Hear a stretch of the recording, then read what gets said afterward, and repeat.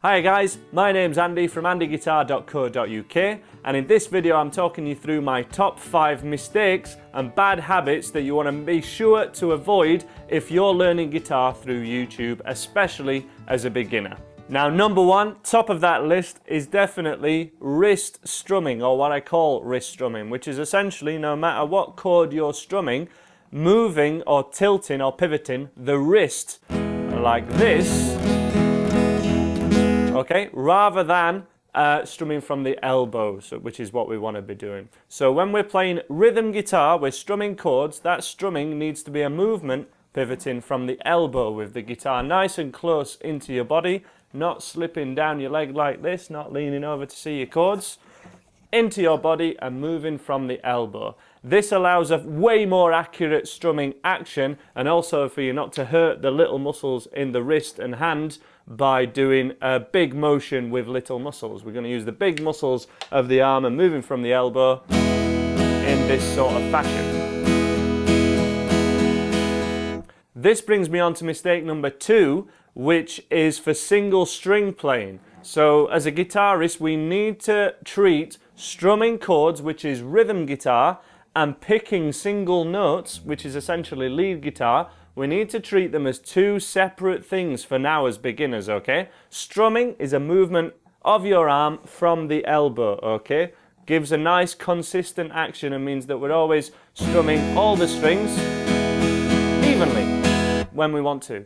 When you're picking a single note, what you need to do is rest your wrist of your picking hand above the strings and above the sound hole, or above your pickups if you're on an electric guitar, and have that contact with the guitar, and it is actually a movement from the wrist for single note playing. We want to have that wrist in contact with the guitar at all times when doing single string playing, and if you're playing the thinnest couple of strings, you actually want to rest your wrist on the thicker strings themselves. So we want the wrist itself on these thicker strings when we're picking, for example, that thinnest string. Those 2 techniques are so crucial and are the foundation of your rhythm playing, so your strumming, and or your lead playing, which is your single string playing. The third biggest mistake that people commonly do is concerning the chord hand. We all have to start at some point learning our basic open chord shapes like E, A and D. What can commonly happen when we start to learn some of the harder chord shapes like a G and a C is a definite one finger at a time motion happens when we're changing chords and when we're placing our chords. So basically what you are possibly doing at the moment and what you want to avoid is placing one finger down at a time. That is how we learn these chords. It is not how you want to be practicing them. What we want to practice is being able to place your fingers in the correct place, strum your chord, but then lift off of that chord and have that shape memorized in your fingers so that your hand memorizes the position it's in and the position of each chord, rather than you memorizing, and this is where the old neck stretch comes in, rather than you memorizing exactly where to put your fingers by placing them one at a time like this. So I'll go through that again. This is particularly evident on the C chord, but it can happen with a whole host of other chords as well. It's just really evident on the C chord. A lot of people play the C 1, 2, 3 every time. In a song, that's just not going to happen. If you're changing from G and C and trying to go 1, 2, 3, it's going to take an age. What you need to do is simply have your hand remember that shape. So what we're going to do is going to strum that C chord, and you can strum along with me now. Strum it normally.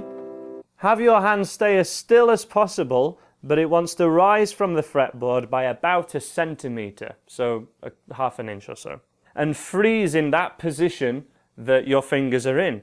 Therefore, your hand is memorizing this shape, and we're really getting these chords into your muscle memory, the small muscle memory of your fingers.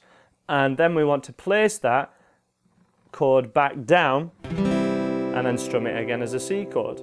It can really help at this point to notice that my hand is on quite an angle rather than being straight like this. The C chord in particular is a really nasty stretch. It was the first chord I was taught when I was first learning, and it's very difficult to do when your fingers are placed in line with the frets. what you want to do is have your fingers on an angle and have them touching at certain points, and that can really help to memorize the position that your hand's in and memorize these chords. You can even extend that towards rising from the chord that you're on and then going to another chord, for example the G, freezing or hovering just above that chord and then placing your hand down, and that really makes sure that your hands have memorized these chord shapes. The fourth most common mistake is what I've summarized as not getting the rhythm down. This is basically being too preoccupied with which downs and ups to use rather than getting the underlying beat to it and being able to tap your foot to a song as you're playing it to really internalize the rhythm and be able to do the correct down and up strumming naturally. So for example, if you have a strumming pattern which I call the most common strumming pattern ever, and if we do it on a G chord for example, so this is going to be down, down, up, down. There's one of those beats that are underlying from that strumming pattern that we're not playing on. We're not playing on beat 3. So if you're tapping your foot,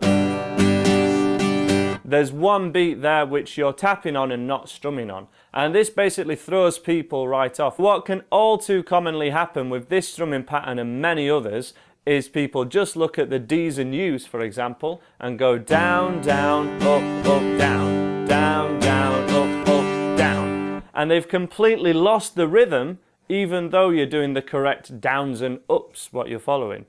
The big concept here is that when you're doing downs and up patterns, the down strums with 8th strumming patterns always happen on the beat and the up strums always happen off the beat. So if you're doing 1 and 2 and 3 and 4 and, the downs always happen on the beat. 1, 2, and in between are the ands. 1 and 2 and. And from there it doesn't matter what combination of downs and ups are happening, that is still prevalent. So if we demonstrate down, down, up, down again, 1, 2 and 4. 1, 2 and 4. The down strums are always on the beat and the up strums are off the beat. And if you miss any strums, you need to keep your hand moving and of course move it from the elbow. The fifth and final mistake is a more general comment about what people choose to practice. It is simply that people tend not to master the basics before moving on to the harder stuff. It sounds obvious, but this is mainly to do with the songs that people choose. So all too often people are drawn to the songs that they know or recognize, and that ends up being these classic guitar songs like Wonderwall for the last 10 or 20 years has been the song to play on acoustic guitar, and before that House of the Rising Sun was very popular as a first beginner song. And it's just not where you want to start, especially if you haven't ever done anything musical before.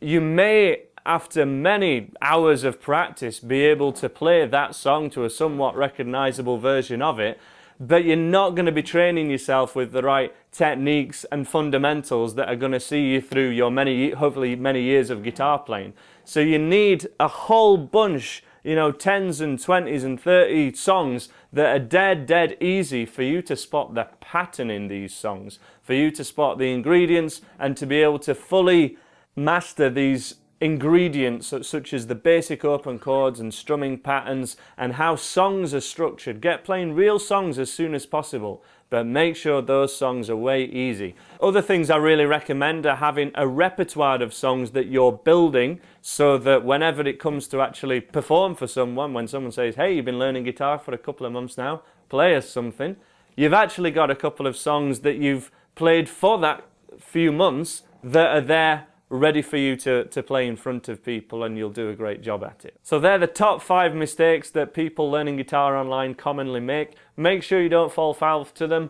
but they can take a little while to train yourself after when they've become a habit. If you want loads of easy songs to play, make sure you check out my website, andyguitar.co.uk, where we've got a full free beginners course and loads of easy songs to take you from being an absolute beginner up to having a massive repertoire full of songs that you'd be proud to play in front of your friends.